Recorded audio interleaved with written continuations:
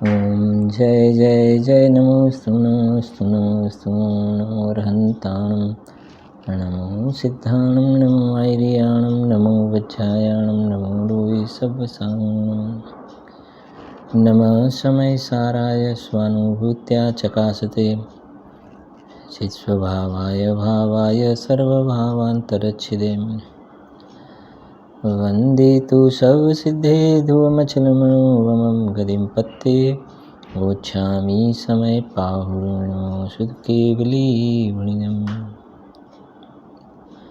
निस्वरूप को परम रस जामे भरो अपार वंदो परमानंदमय समय सारय विकार। अध्यात्म रसिक કયુર પંડિત શ્રી બનારસી દાસજી દ્વારા રચિત સમયસાર નાટક ગ્રંથમાં જીવદ્વાર 4 છંદનો પાઠ કરીશું આપણે। નંબર 1, શોભિત નિજ અનુભૂતિ જુત છિદાનંદ ભગવાન सार पदार्थ आत्मा सकल पदार्थ जान। 20 नंबर। एक देखिए जानिए रमी रहिए कठोर समल विमल न विचारिए सिद्धि नहीं और। 27। जिन पद नाही शरीर को जिन पद चेतन माई जिन वर्णन कछु और हैं यह जिन वर्णन नाई। 33। कहे विचक्षण पुरुष सदा में एक हो अपने रस सो भर्यो आपनी टेक मोह कर्म मम नाही नाही भ्रम कूप है शुद्ध चेतना सिंधु हमारो रूप है।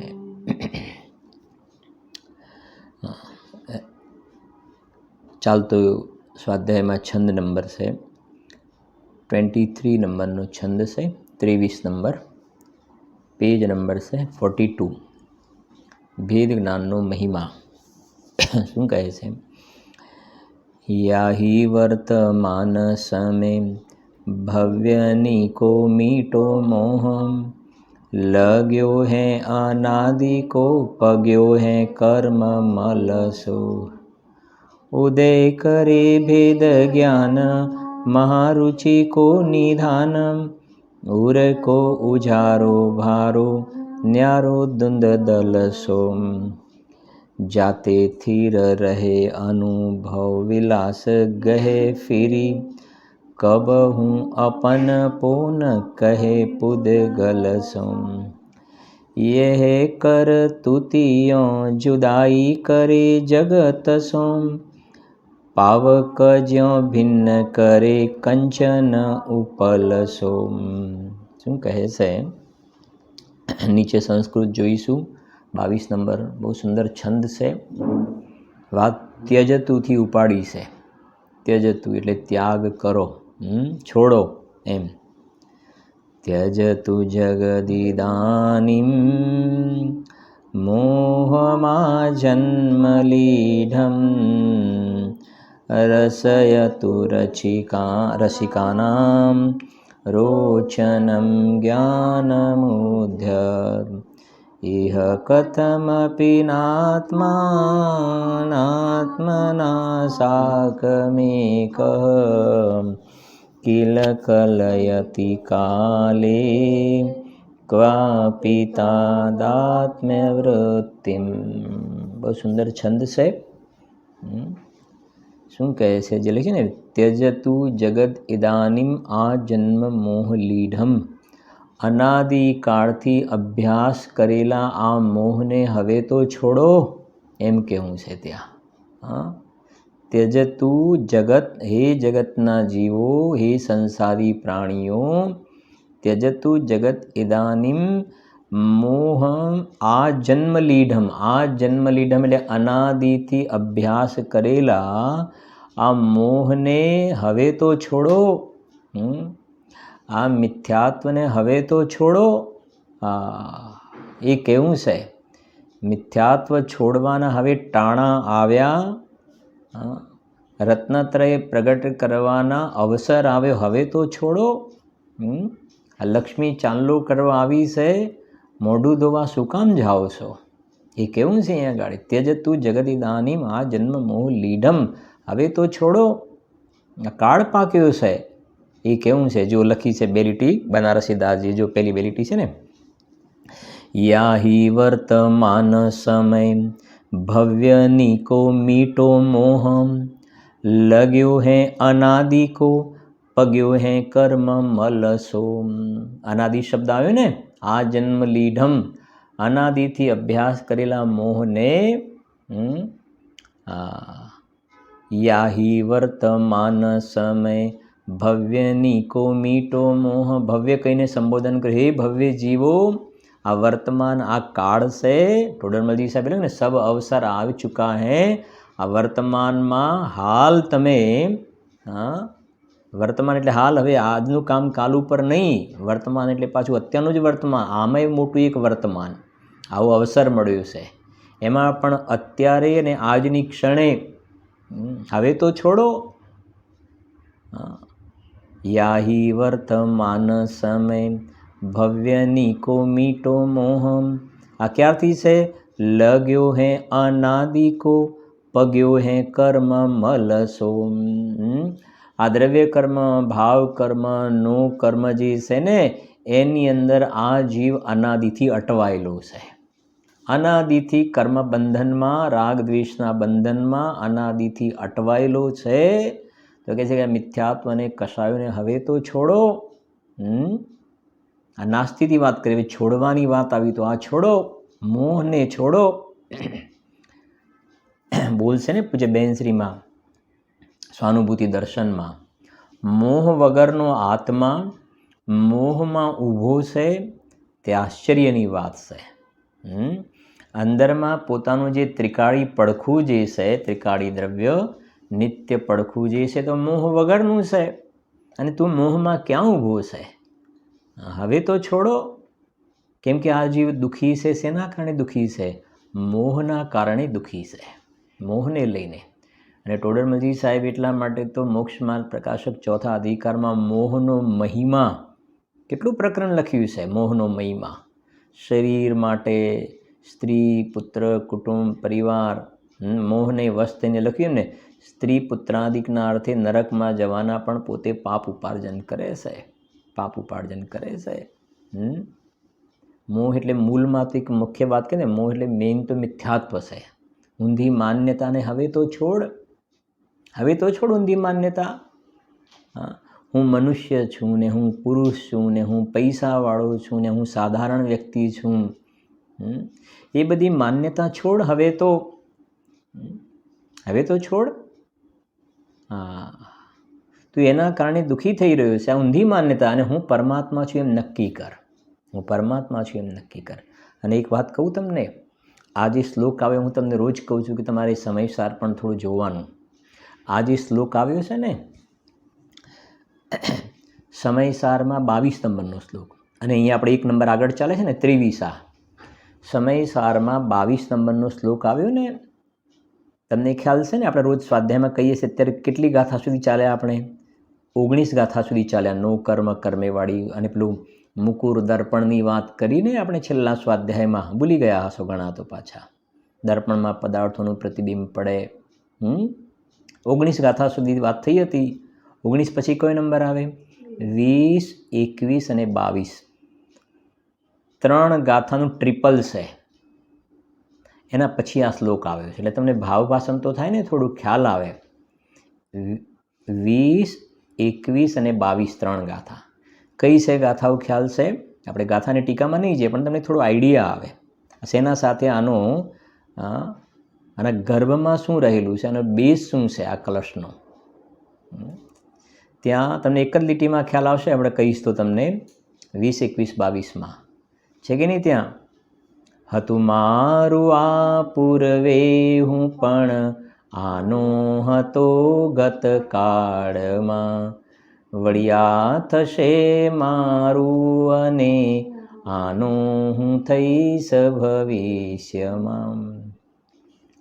એના ઉપર પણ છે પેલા, હું આ અને આ હું છું, આનો અને છે મારું આમ, જે અન્ય કો પર દ્રવ્ય મિશ્ર સચિત્ત અગર અચિત્તવા. પછી ત્રીજી ગાથામાં શું લખ્યું? અયથાર્થ આત્મવિકલ્પ આવો જીવ સમૂઢ આચરે. સમૂઢ એટલે મોહ. ભૂતાર્થને જાણેલ જ્ઞાની એ વિકલ્પ નહીં કરે. આ ભેદ જ્ઞાનનો મહિમા છે ને આ શ્લોકમાં. તો પેલા અજ્ઞાની દશા છે ને, અજ્ઞાન દશા, મિથ્યા દ્રષ્ટિની વૃત્તિ કેવી હોય છે એ શું કહે છે? હું આ અને આ હું પરદ્રવ્યમાં, પરદ્રવ્યમાં એકત્વપણું કરીને કહે છે કે હું આ અને આ હું છું આનો અને આ મારું છે. હતું મારું આ પૂર્વે. આપણે દ્રષ્ટાંત આપીએ છીએ ને ક્યારેક, આપણા જૂના ગામ હોય ને, આપણા જ્યાં મૂળ ગામ જે કહેવાય ને, એ મૂળ ગામ, એની અંદર આપણે જ્યારે જઈએ તો પછી ઘર તો કાઢી નાખ્યા હોય, બાપ દાદા વખતના હોય, હવે કોણ સંભાળે? કાઢી નાખ્યા હોય. તો ત્યાં ગામમાં મંદિર વગેરેના દર્શન કરવા માટે જઈએ તો પાછું એ ઘર જોઈએ એટલે કહી કે આ અમારું ઘર હતું, આ અમારું હતું ઘર. સમજાય છે કે નહીં? આ મિથ્યાત્વ. હતું મારું આ પૂર્વે, આ પહેલાં મારું ઘર હતું, વળી આ થશે મારું અને આનો હું થઈશ ભવિષ્યમાં. એના માટે પણ આપણે એક દ્રષ્ટાંત આપીએ છીએ, તમને ખ્યાલ હોય તો. આ બોમ્બેની અંદર હોય છે ને, મુંબઈમાં પેલું રીડેવલપમેન્ટમાં જવાનું હોય ને, તો એની સ્કીમ આવી જાય કે અત્યારે 4 માળનું છે, પછી આ 40 માળનું ટાવર થશે. 40મા માળે અમને 14મા માળે મળશે, 14મા માળે, અને અમને આટલી જગ્યા વધારે મળશે. સમજાય છે કે નહીં? હજુ તો નથી કહેતા પેલું શું કહેવાય તમારે, પેલી આપણે કહેવત છે ને એક, ભેંસ ભાગોડે, છાસ છાગોડે અને ઘેર ધમાધમ. હજુ તો આ એક કાગળ ઉપર નકશો બન્યો છે, આવો એક પ્લાન બન્યો છે, અને એમાં પેલા શેખ ચલ્લીની જેમ કલ્પનાએ ચડી જાય છે ને. હવે અત્યારે કે તું જે ઘરમાં, નાનકડા ઘરમાં રહે છે ને, એ તારું નથી અહીંયા, તો એ કહે છે. અને આ એમ કહે છે કે અમે જે બિલ્ડિંગમાં રહીએ છીએ 4 માળનું, એમાં અમે 3જા માળે રહીએ છીએ, 4થા માળે રહીએ છીએ, અને આ જગ્યા અમારી આટલી, અને પછી 14મા માળે મળશે, આટલા સ્ક્વેર ફીટ વધારે મળશે, એક નાની ગેલેરી વધારે મળશે, એક ચોકડી મળશે, નાની નાની ગણતરી કરે ને, આટલું આટલું આટલું આટલું વધારે મળશે.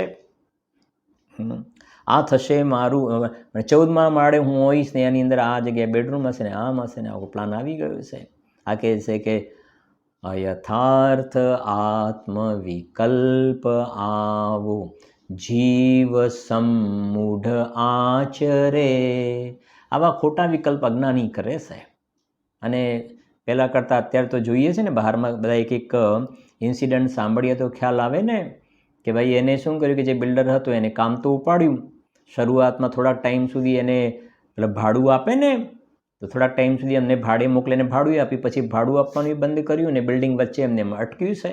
બસ અમે અત્યારે રહીએ છીએ, ભાડું અમે જાતે જ ચૂકવીએ છીએ, ને ત્યાં આગળ નવું કશું બનતું નથી. હતું એ ગયું, રહીએ છીએ ભાડે, કંઈ જવાબ આપતો નથી, પતી ગઈ, વાત પૂરી થઈ ગઈ. ન્યાય સમજાય છે ને આ બધી વસ્તુ શું કહે છે? એક થોડીક આગળ વાત કહું, ગુરુદેવશ્રીએ જે આખી વાત કરી છે તમારી સાથે શેર કરું થોડીક, ધીરજથી સમજજો. હતું મારું આ પૂર્વે, બરાબર છે ને, આ મારું ભવિષ્યમાં થશે. તો ગુરુદેવશ્રી તો એ વાત લીધી છે, સાંભળજો. પૂર્વે મને શુભ ભાવ થયો, રાગ થયો ને, અને એના ફળમાં પુણ્ય પ્રકૃતિ બંધાઈને મને આ બધી સગવડો મળી. પણ એ કહે છે જે પૂર્વે રાગ થયો ને, પૂર્વે શુભ ભાવ થયો, પર્યાયમાં થયો ને, તો કહે છે કે એ શુભ ભાવ પૂર્વે પર્યાયમાં થયો, મારો નહોતો. કેવી સરસ વાત છે. હતું મારું આ પૂર્વે, કેમ કે આ બધું જે મળ્યું ને, બધું બહારમાં રંગ રાગ ને બધું સારી સામગ્રી બધી દેખાય છે, એ તો કહે છે પૂર્વે અમે શુભ ભાવ કર્યો એટલે આ બધું મળ્યું છે. પણ અહીંયા એ કેવું છે, સમ્યક દ્રષ્ટિ જ્ઞાની કહે છે જે પૂર્વે શુભ ભાવ થયું ને એ તો આશ્રવ તત્વ છે, અને આત્મા આશ્રવને ના કરે, આત્માને રાગ કરવાનું કામ સોંપવું ને એ તો ચક્રવર્તીને ઝાડુ વાળવાનું કામ સોંપવા જેવું છે. એ ગુરુદેવે શીખવાડી કે ને આત્મામાં રાગ કરવાની શક્તિ નથી. આ ગુરુદેવ બધા પાઠ ભણાવ્યા છે. કેમ કે ભૂતાર્થને જાણેલ જ્ઞાની એ વિકલ્પ નહીં કરે. જ્ઞાની તો કહે છે કે પહેલા પણ હું તો જ્ઞાયક હતો, અત્યારે પણ જ્ઞાયક છું, ભવિષ્યમાં પણ જ્ઞાયક જ રહીશ. પરમ પારિણામિક ભાવે હું તો રહેલો છું. સોગાનીજી સાહેબનો બોલ છે ને, આપણે રોજ પાઠ કરીએ છીએ, એમાં એક બોલ છે ને, જ્યાં દ્રવ્ય દ્રષ્ટિના હિસાબે જોવામાં આવે છે ને, બોલ દ્રવ્ય દ્રષ્ટિના હિસાબે જો જોવામાં આવે ને તો શુદ્ધ પર્યાય પણ જ્યાં મારામાં નથી, શુદ્ધ પર્યાય પણ જ્યાં મારા અસ્તિત્વમાં નથી, મારું જે ત્રિકાળી અસ્તિત્વમાં શુદ્ધ પર્યાય જ નથી, રાગની તો વાત જ શું છે કે નહીં બોલા, રાગની તો વાત જ શું. એટલે સમજો, અજ્ઞાની કહે છે મેં પૂર્વે રાગ કર્યો અને ભવિષ્યમાં અમને આવું બધું મળશે ને તો પછી એને અમે આવી રીતે એન્જોય કરીશું, આમ કરીશું ને પછી આમ કરીશું ને પછી આમ કરીશું. એ કહે છે કે મોહને હવે તો છોડો. અહીંયા એ કેવું છે, જ્ઞાની પુરુષો કહે છે 138 કલશ છે ને, અહીંયા આવો, અહીંયા આવો, અને આ જે ઉકરડામાં બેઠા છો ને ગંદગીમાં રાગ દ્વેષની, એને છોડો, છોડો ને અહીંયા આવો.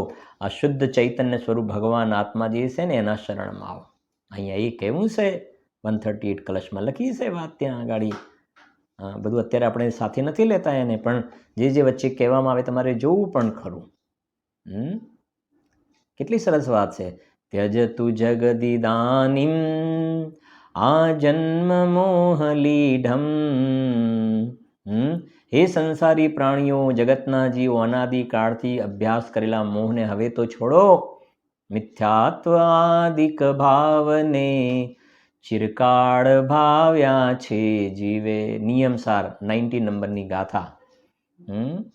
મિથ્યાત્વ આદિક ભાવને ચિરકાળ ભાવ્યા છે જીવે. અનાદિકાળથી એની ભાવના કરી છે. સમ્યક્ત્વ આદિક ભાવને ભાવ્યા નથી પૂર્વે જીવે. એક સમય માત્ર પણ આ જીવે સમ્યક દર્શન પ્રગટ નથી કર્યું. અને સમ્યક દર્શનની તાકાત એ છે ને, એક સમયનું સમ્યક્ત્વ જે છે ને એ જીવને પંચ પરાવર્તન ઉપર ચોકડી વાગી જાય છે. કિંચિત અર્ધ પૂદગલ પરાવર્તન સંસાર બાકી રહે છે. આવું અદ્ભુત છે સમ્યક દર્શન. અને આવું સમ્યક દર્શન જેના આશ્રય પ્રગટ થાય છે, ભગવાન આત્માનો મહિમા કોઈ અદ્ભુત અલૌકિક મહિમા છે ભાઈ. બહુ એક એક લાઈન એવી સરસ છે. જો એમાં છે ને, જો વાંચજો તમે 3 ગાથાઓ બરાબર. યાહી વર્તમાન સમય ભવ્ય નીકો મીટો મોહ. સમજાય છે ને? અત્યારે છોડો, આજનું કામ કાલ ઉપર ના લઈ જતા કે નહીં. વાત તો સાચી છે, વાત તો સાચી છે, કરવા જેવું તો આ જ છે, કરવા જેવું તો પણ એવું નહીં. ટોડરમલજી સાહેબે સમ્યક્ત્વ સન્મુખ મિથ્યા દ્રષ્ટિના પ્રકરણમાં બહુ જ સરસ વાત લખી છે. પોતાનું કાર્ય કરવાનો આને ઘણો હર્ષ હોય છે. સમજાય છે ને? જગતમાં પણ નથી જતા, એને જે પોતાનું કામ માનીને એમાં એનો હર્ષ જોવામાં આવે છે. એમાં કહેવું ના પડે કે તમે આમ કરો. ઘેર લગ્નનો પ્રસંગ લીધો હોય તો કહેવું પડે. ખ્યાલ આવે છે કે નહીં? અને કોઈના ત્યાં લગ્નમાં જવાનું, એટલે જઈ આવજો, તું જઈ આવજે, પાછો થોડી હાજરી આપી આવજે, એવું કહેવું પડે. સમજાય છે ને? અને પોતાના ઘરે પ્રસંગ હોય તો એના માટે ડૉક્ટર પાસે જવું પણ સાહેબ મને વિચાર જ નથી આવતા, કંઈ વિચાર જ નથી આવતા, એવું નથી હોતું. દ્રષ્ટાંત ખ્યાલ હોય, દ્રષ્ટાંત સમજીએ. પોતાનું કાર્ય એને મનને એનો ઘણો હર્ષ હોય છે. એવી રીતે અહીંયા જેને અંદરમાં આત્મકલ્યાણ કરવાની ભાવના હોય છે ને, એને એ સંબંધનો ઘણો હર્ષ હોય છે. એ વાત છે. જો યાહી વર્તમાન સમય ભવ્ય નીકો મીટો મોહ. બાકી દેહ મટી જશે ઘડીકમાં. લગ્યો હે અનાદિ કો પગ્યો હે કર્મ મલસો. શું કહે છે આગળ? ઉદય કરે ભેદ જ્ઞાન મહારુચિ કો નિધાનમ. ઉરકો ઉજારો ભારો ન્યારો દુંદ દલસો. શું કહે છે? ઉદય કરે ભેદ જ્ઞાન. આને છોડે નાસ્તીથી વાત કરી અને શું કહે છે ત્યાં આગળ? ઉદય કરે ભેદ જ્ઞાન. ભેદ જ્ઞાનનો ઉદય કરો. હા, ભેદ જ્ઞાનને પ્રગટ કરો. ઉદય કરે ભેદ જ્ઞાન મહારુચિ કો નિધાનમ. ઉરકો ઉજારો ભારો ન્યારો દુંદ દલસો. ભેદ જ્ઞાનનો ઉદય કરો અને લખે મહારુચિ કો નિધાન. આ અંદરમાં જેના શરણમાં જવાથી ભેદ જ્ઞાનની પ્રાપ્તિ થઈને એ ભગવાન આત્મા મહારુચિનું નિધાન છે. શું કહ્યું? મહારુચિ કો નિધાન ઉરકો ઉજારો. આ તમારા હૃદયની અંદર, હૃદય મને સમજાય છે જ્ઞાનમાં, તમારા હૃદયમાં આ મહારુચિનું નિધાન એવા ભગવાન આત્માને ભેદ જ્ઞાન પ્રગટ કરીને ઉજાગર કરો. મહારુચિ એટલે સમજાય છે? જુઓ, તમને ખ્યાલ આવો, સમજાય એટલે મહારુચિ કો નિધાન. અત્યારના જમાનાનું જો આપણે દ્રષ્ટાંત આપીએ, અત્યારે બધાને વધારે શેની રુચિ હોય છે? શેમાં આખો દિવસ નથી કહેતા, આખો દિવસ એમાં ને એમાં ચોંટેલા રહે છે, એમાં ને એમાં મંડેલા રહે છે, કે છે ને શેમાં જોડાયેલા રહે છે બધા? મોટે ભાગે જો તો મોબાઈલમાં ચોંટેલા રહે છે આખો દિવસ.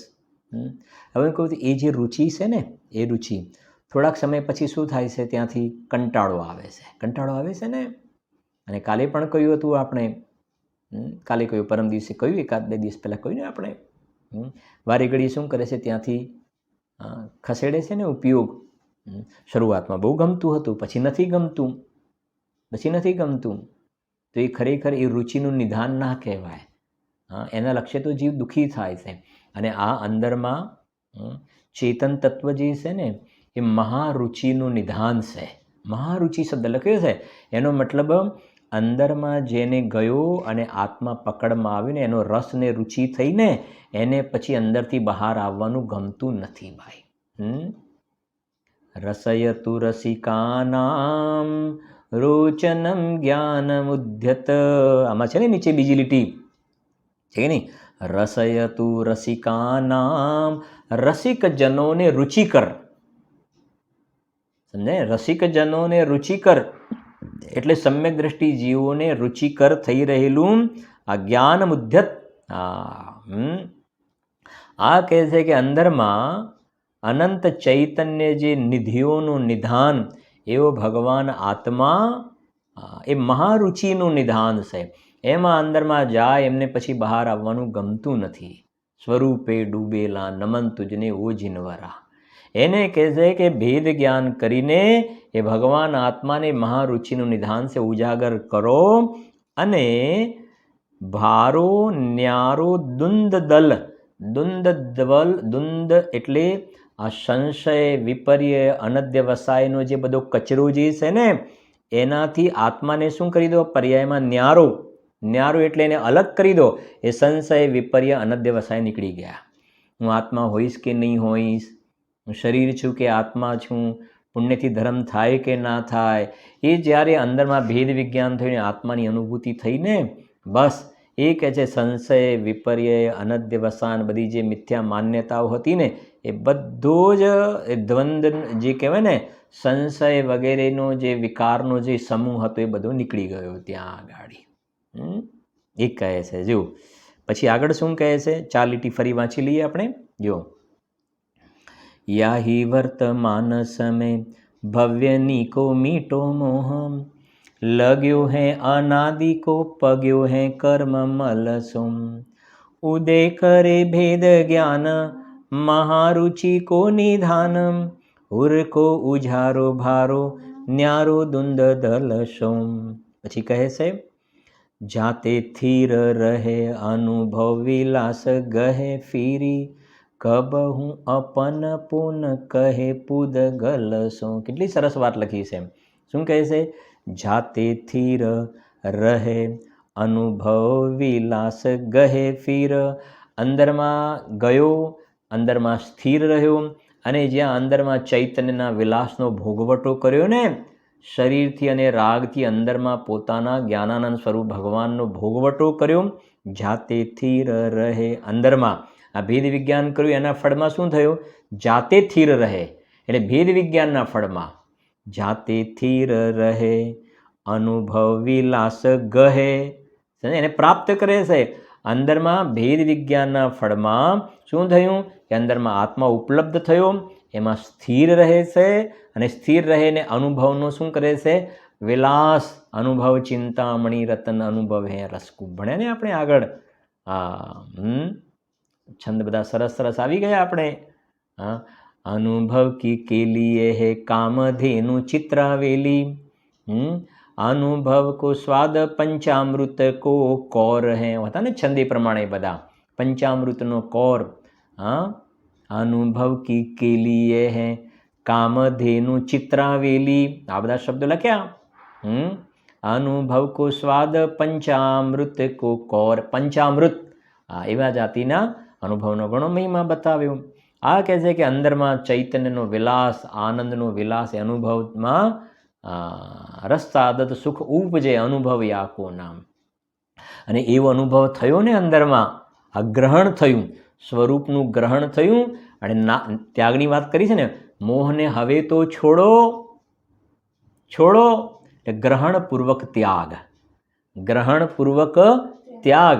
તો અંદરમાં આ મહાનિધિનું, મહારુચિનું નિધાન એવો ભગવાન આત્મા અનુભવમાં આવ્યો અને એનો જ્યાં ભોગવટો થયો ને, એનું ગ્રહણ થયું, તો મોહનો શું થઈ ગયો?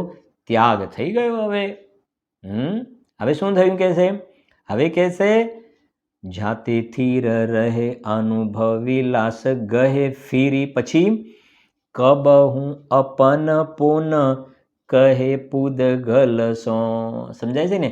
હવે ક્યારે પણ આ પૂદગલ દ્રવ્ય મારું છે, આ મકાન મારું છે, શરીર મારું છે, આ પૈસા મારા છે, એવું કહેતો નથી. કહેતો નથી એટલે માનતો નથી.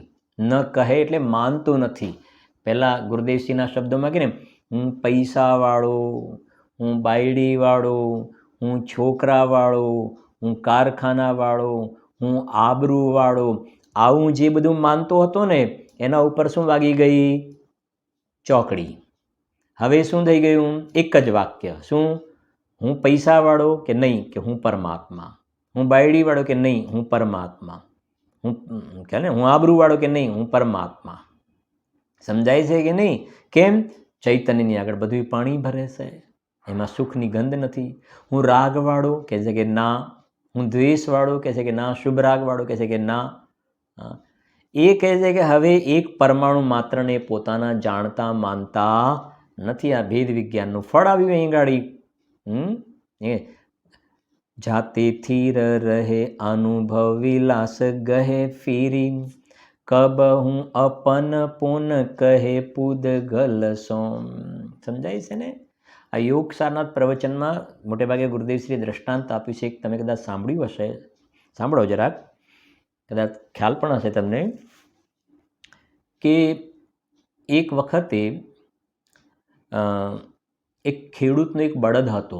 બળદ, એ બળદને પેલું ખસી કરાવવા માટે લુહારના ત્યાં લઈ જાય. ખસી કરાવવા માટે લુહારના ત્યાં લઈ જાય. અને જ્યારે એને ખસી કરાવીને એ વખતે ખૂબ ભયંકર વેદના થઈ, ભયંકર વેદના થઈ બળદને. પછી 10-15 દિવસ પછી એ બળદ સાંજે ઘરે પાછો આવ્યો નહીં. રોજ તો આવી જતો હતો, ખસી કરાવ્યા પછી રોજ આવતો હતો, પણ એકાદ દિવસ આવ્યો નહીં. તો પેલો ખેડૂત હતો ને, શોધતા શોધતા લુહારની પાસે ગયો અને કહ્યું, ભલા માણસ, મારો બળદ અહીં આવ્યો છે? તો લુહારે કહ્યું કે અલા મૂરખ છે, કે કેમ? કે તારો બળદ ભલે ખોવાયો હોય પણ અહીંયા ક્યારેય ના આવે. કે કેમ ના આવે? કે અહીંયા આવ્યો ને એને જે વેદના થઈ ને, એને જે વેદના થઈ એટલે અહીંયા થોડો આવે, બીજે શોધ, અહીંયા નહીં આવે. એમ હવે એ કહેવું છે અહીંયા, આ રાગ જે છે દુઃખદાયક છે. પરદ્રવ્યના લક્ષ્ય વિકાર, મોહ, રાગ, દ્વેષ થાય છે, એમાં ભયંકર દુઃખ વેદાય છે ને. તો જ્ઞાની જીવો જે છે ને, અંદર પોતાના સ્વરૂપમાં રમણતા કરે છે. જેમ પેલો બળદ ત્યાં લુહારના ત્યાં ન જાય, એમ કહે છે કે જ્ઞાની રાગની પાસે જતા નથી, પરની પાસે જતા નથી, એટલે કે એ રાગ આશ્રવ અને અજીવ તત્વને સ્વપ્નમાં પણ પોતાના માનતા નથી. કેમ? કેમ કે એના લક્ષ્ય તો જીવ દુઃખી થાય છે એના સેવનમાં.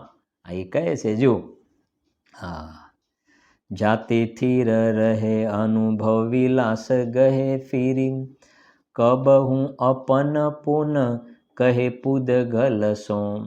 હવે દ્રષ્ટાંત આપ્યું છે, જે કલશ ટીકામાં દ્રષ્ટાંત આપ્યું છે ને રાજમલજી સાહેબે, એક કહ્યું, જો યે કર તુતિયો જુદાઈ કરે જગત સોમ, પાવક જ્યો ભિન્ન કરે કંચન ઉપલ સો. શું કહે છે? યે કરતુતિ, યે કરતુતિ એટલે આ ભેદ જ્ઞાનની પ્રક્રિયા, ભેદ જ્ઞાનની જે કરતુતિ એટલે ક્રિયા, આ ભેદ વિજ્ઞાનની જે પ્રક્રિયા છે સ્વપરનું ભેદ જ્ઞાન, યે કરતુતિયો જુદાઈ કરે જગત સો. જગત માને આ સંસાર, રાગ દ્વેષ, આ ભેદ જ્ઞાન જે છે ને એ ભેદ જ્ઞાનમાં ફળમાં જ જીવ આ રાગ અને જ્ઞાન જુદા થઈ ગયા. ભેદ જ્ઞાનનું રિઝલ્ટ શું આવ્યું? પહેલાં જો ભેદ જ્ઞાન કોના વચ્ચે કરવાનું છે? ભેદ જ્ઞાન કોના વચ્ચે? તો છે તો ઘણો વિસ્તાર લાંબો બધો. વર્ણાદિ અરુ રાગાદિ તે નિજ ભાવ કો ન્યારા કિયા.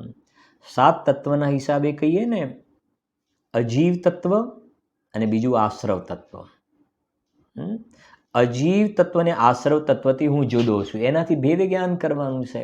હવે કહે છે ભેદ જ્ઞાન, તો કહે છે કે આ વિધિ બતાવી એ ગાડી, આ મોહથી જુદો છું અને અંદરમાં મહારુચિનું નિધાન છે. અને આ પ્રમાણે સ્વ અને પરનું ભેદ જ્ઞાન કરે, સ્વનો અંશ પરમાં ન મેળવે, પરનો અંશ સ્વમાં ન મેળવે, આવા પ્રકારનું ભેદ જ્ઞાન કરે તો કહે છે શું થાય છે? યે કર તુતિયો જુદાઈ કરે જગત સો. આ ભેદ વિજ્ઞાનના અભ્યાસના ફલમાં આ પ્રમાણે પોતે જુદો પડી જાય છે, રાગથી અને શરીરથી અભિપ્રાયમાં જુદો પડી જાય છે. એ શ્રીમદજી કહ્યું ને, નાળિયેરમાંથી જેમ ગોળો છૂટો પડી જાય, નાળિયેરમાંથી જેમ ગોળો છૂટો પડી જાય એમ સમ્યક દર્શન થયું ને, તો શરીર અહીંયા જ રહ્યું. શરીરે પણ શરીરથી હું જુદો છું, બસ અંદરમાં જુદો પડી ગયો. એટલે તો ગુરુદેવશ્રીનો બોલ છે ને, બધાને આવડતો હશે, દેહ તને છોડે એ પહેલાં તું દેહને છોડી દે, એમાં તારી બલિહારી છે. આ થઈ ગઈ આ વાત. દેહ તને છોડે એ પહેલાં તું દેહને છોડ. દેહને છોડવું એટલે શું? બસ આ ભેદ જ્ઞાન અમારાથી જુદું છે. અને એનો ઉપાય શું છે? કે ભેદ વિજ્ઞાનનો અભ્યાસ. આગળ આવે પણ છે શ્લોક એનો હજુ. જો યે કર તુતિયો જુદાઈ કરે જગત સો. કોની જેમ? પાવક જ્યો ભિન્ન કરે કંચન ઉપલ સો. કંચન એટલે સોનું અને ઉપલ એટલે પથ્થર. કંચન એટલે સોનું અને ઉપલ એટલે પથ્થર. જે છે ને, આવા એક પથ્થર આવે છે જેને સ્વર્ણ પાષાણ કહેવાય. શું કહેવાય ને? સ્વર્ણ પાષાણ. 2 પ્રકારના પાષાણ, પાષાણ એટલે પથ્થર, 2 પ્રકારના પથ્થર આવે. એક સ્વર્ણ પાષાણ અને બીજો અંધ પાષાણ. સ્વર્ણ પાષાણ અને અંધ પાષાણ. અંધ પાષાણ કોને કહેવાય? કે જેમાં સોનું હોય જ નહીં. ખાણમાંથી જે નીકળે ને એમાં અંધ પાષાણ હોય, એમાંથી સોનું નીકળે જ નહીં, છે જ નહીં. અને જે સુવર્ણ પાષાણ કહેવાય, ઇષ્ટોપદેશમાં શરૂઆતમાં ગાથા છે, બીજી કે ત્રીજી ગાથા છે, બીજી ગાથા છે મોટે ભાગે, યોગ્ય ઉપાદાને કરી પથ્થર સોનું થાય એવી ગાથા છે. અને જે સુવર્ણ પથ્થર છે ને, અંધ પાષાણ નહીં, સુવર્ણ પાષાણ છે. સુવર્ણ પાષાણ શું છે? કે એ પાષાણની અંદર સોનું છે, સોનું છે, પણ એની શું કરવી પડે? એની પ્રક્રિયા કરવી પડે, પ્રોસિજર કરવી પડે. તો શું પ્રોસિજર કરવી પડે? તો કે છે પાવક. એ અગ્નિના તાપ દ્વારા એની એ પ્રમાણે જે પ્રક્રિયા કરવામાં આવે છે, તો શું થાય છે? કે પાષાણ અને સોનું 2 જુદા પડી જાય છે. પાષાણ અને સોનું 2 જુદા પડી જાય છે પાવક દ્વારા. એમ કહે છે, સમજો હવે, આ શરીર અને રાગ એ પથ્થરો છે. શરીર અને રાગ એ પાષાણ છે અને અંદરમાં આત્મા સુવર્ણ જેવું શુદ્ધ છે. સમજી ગયા ને? હા, અંદરમાં ભગવાન આત્મા સુવર્ણ જેવું શુદ્ધ છે અને શરીર અને રાગ એ પાષાણ છે. એક બીજી વાત પણ ખ્યાલ આવે, સમજજો. એકલું ડેડ બોડી પડેલું હોય, એકલી ડેડ બોડી, એ કોના જેવું થઈ ગયું ખબર છે ને? એ તો અંધ પાષાણ જેવું થયું. અત્યારે આપણું જે છે ને શરીર છે, તો અંદર આત્મા છે ને, તો આ સુવર્ણ પાષાણ જેવું થયું, સુવર્ણ પાષાણ.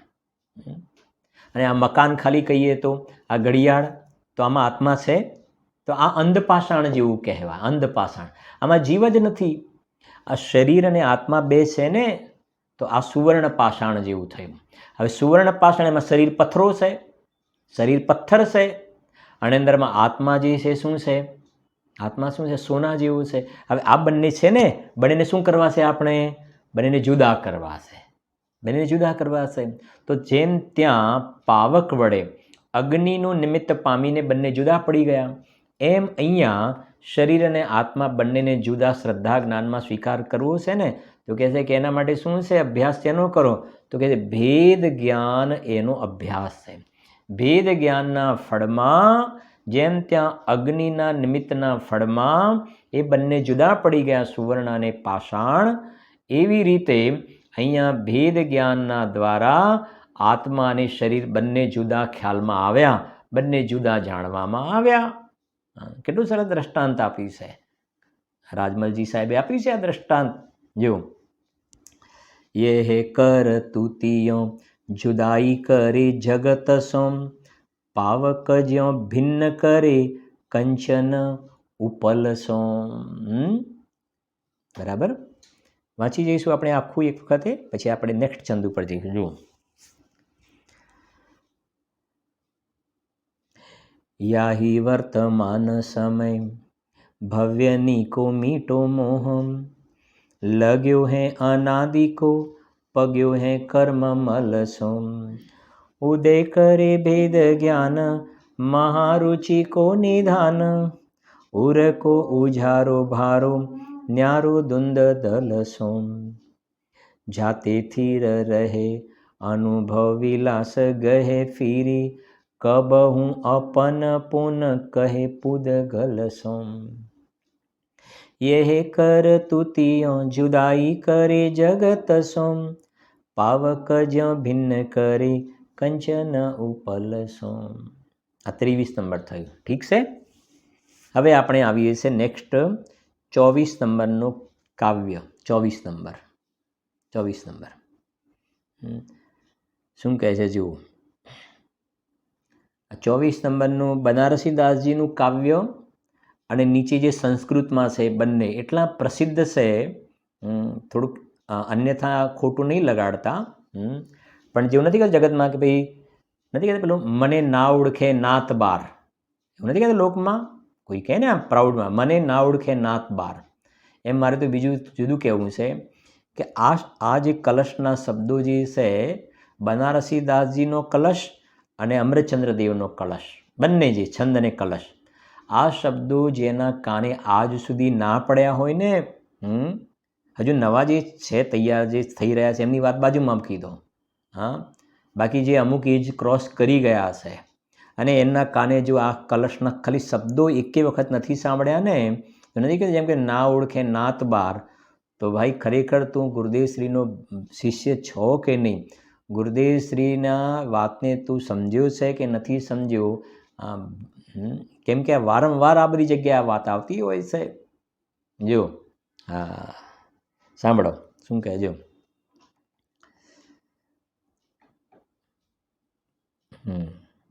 बनारसी कहे भैया भव्य सुनो मेरी सीख, केहूँ भांति कैसे हूँ के ऐसो काजू कीजिए, एकहु मुहूर्त मिथ्यात को विध्वंस होई, ज्ञान को जगाई अंश हंस खोज लीजिए, वाही को विचार वाको ध्यान यह कौतूहलम यहीं भरी जन्म પરમ રસ પીજીએ. પછી શું કહે છે? તજી ભવવાસ કો વિલાસ સવિકાર રૂપમ અંત કરી મોહ કો અનંત કાલ જીજીએ. બહુ સરસ છે છંદ. હવે નીચે વાંચીએ છીએ જો. ऐकथमपि मृत्वा तत्त्वकौतूहली सन् अनुभव भवमूर्ते पार्श्ववर्ती मुहूर्तम् पृथगतविलसन्तं स्वं समालोक्येन त्यजसि जगिति મૂર્ત્યા સકમેકત્વમોહમ. શું કહે છે અહીંયા? જો થોડું સંસ્કૃતનું પણ લઈ લઈએ ને જરા, અમૃતચંદ્રદેવની વાત. શું કહે છે? ઐકથમપી મૃત્વા, ઐકથમપી કોઈ પણ પ્રકારે, પછી લખ્યું છે મૃત્વા મરીને પણ, શું ધામ? તત્વ કૌતૂહલી સન. શું કહે છે? મરીને પણ ગમે તે ભોગે. મરીને એટલે કાંઈ મરી નથી જવાનું, મરીને એટલે મરી નથી જવાનું, પણ કહેવાનો ભાવ છે મરણ પર્યંત પણ પીડા હોય. ભાવ સમજો. એક બાજુ મરણ છે અને બીજી બાજુ સમ્યક દર્શન છે. ન્યાય સમજો. એક બાજુ મરણ છે ને બીજી બાજુ સમ્યક દર્શન છે. તો કે ભલે મારું મરણ થઈ જાય પણ મને સમ્યક દર્શન થાય છે ને, બસ. ભલે મરણ થઈ જાય પણ સમ્યક દર્શન થાય છે, એ ભાવ પડ્યો છે. એનો અર્થ શું? એનો અર્થ એ થઈ ગયો ને કે બીજી બધી પ્રતિકૂળતાઓ તું બાજુમાં મૂકી દે, એ કેવું છે. ભલે મરણ કેમ ન આવી જાય, એ બધી પ્રતિકૂળતાઓ બાજુમાં મૂકી દે, પણ તું ગમે તે તત્વ કૌતૂહલી સન. તત્વ કહેતા અંદરમાં શુદ્ધ અંતઃ તત્વ, શુદ્ધ અંતઃ તત્વ, એનો કૌતૂહલી થા. કૌતૂહલ તો કર એક વખત, કે આ જ્ઞાની ધર્માત્મા પુરુષો આની આટલો મહિમા ગાય છે. સર્વા સિદ્ધિના દેવો 33 સાગર સુધી આ શુદ્ધાત્માની ચર્ચા કરે છે. તું કૌતૂહલ તો કર એક વખતે. કે આ કેવો હશે ભગવાન આત્મા, કે જ્ઞાનીઓ આના ગાણા ગાતા થાકતા નથી. કૌતૂહલ તો કર એક વખતે, કુતૂહલ તો કર. જગતમાં બીજા બધા બહારના પદાર્થોને જોવાનું તું કેવું કૌતૂહલ કરે છે. બીજા બહાર અન્ય જ્ઞેયોને જોવાનું કૌતૂહલ કરે છે ને. ત્યાં તો કાંઈ નથી. આની વાત આવે ત્યારે આપણે એક મુંબઈની ઘટના કહીએ છીએ, તમે કદાચ સાંભળી હશે કે એક વખતે મુંબઈમાં એક વ્યક્તિએ શો રાખ્યો. ગે લુબ્ધતા, કૌતૂહલ સમજાવું છે થોડું. શો રાખ્યો, એની અંદર બહાર લખ્યું હતું ઘોડો ગાય છે. એ વખત તમે સમજો, અત્યારની સમય 10 રૂપિયા ટિકિટ હતી. 10 રૂપિયા ટિકિટ, મોબાઈલનો જમાનો નહોતો. 10 રૂપિયા ટિકિટ, ઘોડો ગાય છે. 10 રૂપિયા ટિકિટ, એન્ટર થાવ. એક્ઝિસ્ટ અલગ હોય, બહાર નીકળવાનો રસ્તો અલગ, કોઈને મળે નહીં. જે અંદર એન્ટર થાય પેલા નીકળે એ મળે નહીં. બધા જાય ભાઈ આ ઘોડો, ભલા માણસ ગાય તો સાંભળ્યું છે, સરસ મજાનું ગાય, પણ આ ઘોડો કેવું ગાતો હશે? જોવું તો એ ઘોડો કે ઘોડા તો ઘણા જોયા છે, પણ આ ગાવાવાળો ઘોડો તો આપણે જોયો જ નથી. ઘોડા તો ઘણા જોયા, પણ આ તો ઘોડો કેવો છે? ગાય છે. જોઈએ તો ખરા. 10 રૂપિયા ટિકિટ, અંદર જાય. કૌતૂહલ આ એની ખુલાસો કરી રહ્યા છે. અંદર જોયું ને તો એક બાજુ ઘોડો બાંધેલો અને બીજી બાજુ ગાય બાંધેલી હતી. ઘોડો ગાય છે, ઘોડો ગાય છે, બસ. ચલો નીકળો નીકળો નીકળો. અરે યાર, ખોટું તો કહેવાય નહીં. અને પેલા લોકોને ના પાડી દઈએ, પણ તમારે ફોન તો છે નહીં. ખ્યાલ આવે છે ને? હવે કે ત્યાં તો કશું જ નથી, પણ ત્યાં એ કહેવાનું હશે કે કેવું બીજા જ્ઞેયોને, પરજ્ઞેયોને જોવાનું આને અંદરમાં કેવું કૌતૂહલ થાય છે, કૌતૂહલ થાય છે.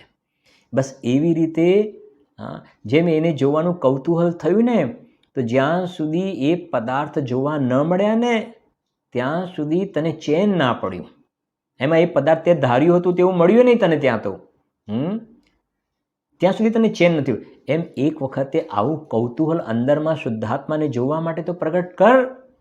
અને અંદરમાં જો તને સાચા અર્થમાં કૌતૂહલ થયું ને અંદરમાં જાણનારો જણાયો ને તો જગતના બીજા કોઈ પદાર્થના જોવાનું કૌતૂહલ નહીં રહે.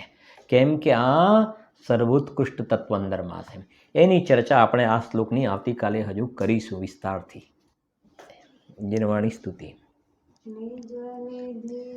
નિજ મેં બતાઈ અનંત ઉપકાર હૈ उसके लिए वंदना शत बार है वंदना शत बार है.